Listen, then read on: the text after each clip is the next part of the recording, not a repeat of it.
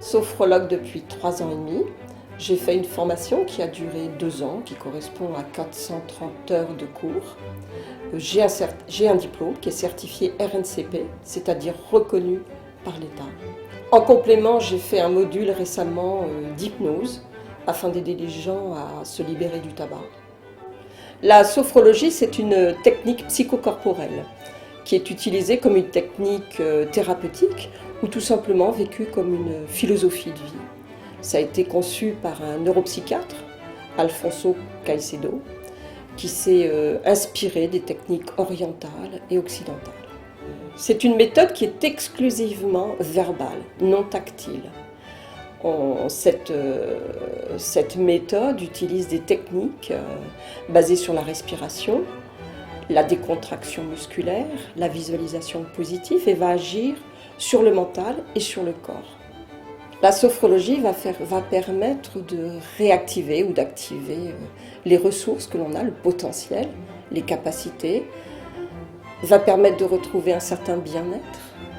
Elle va renforcer également la confiance en soi et vous permettre aussi de faire face à tous les aléas de la vie avec beaucoup plus de sérénité.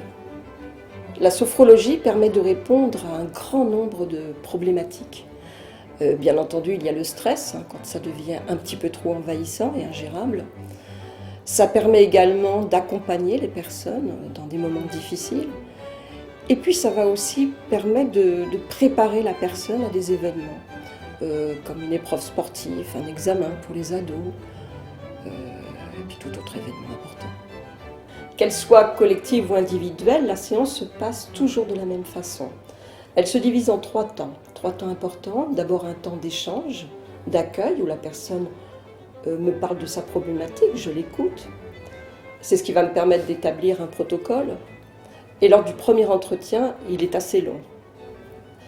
Ensuite vient la séance, donc là où il va y avoir des exercices, donc de respiration, des techniques spécifiques, des visualisations.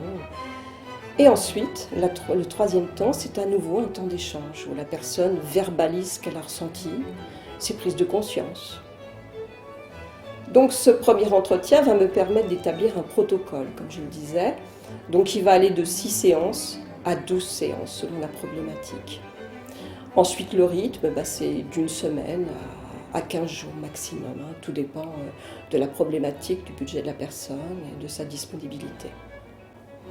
Donc je pratique également l'hypnose pour l'arrêt du tabac. L'hypnose, ce n'est pas l'hypnose récréative que l'on peut voir à la télé, c'est simplement un état de conscience modifié en fait. C'est naturel. Donc je propose aux personnes qui viennent me voir d'arrêter le tabac en 2 séances seulement. La première séance, il y a un entretien, un questionnaire, afin que je connaisse un peu plus le rapport que la personne a avec le tabac. Son environnement, sa vie en fait. Donc la 2e séance est beaucoup plus longue, dure plus d'1 heure. Elle va vous permettre vraiment d'arrêter de fumer, vous n'éprouverez plus du tout l'envie de fumer.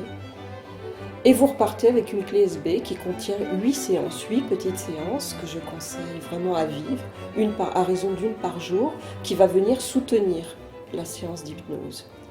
Dans la majorité des cas, les gens s'arrêtent de fumer. Mais vraiment au cas où ça serait difficile pour elles, au bout de quelques semaines, elles peuvent venir et je propose une séance de rattrapage qui est offerte.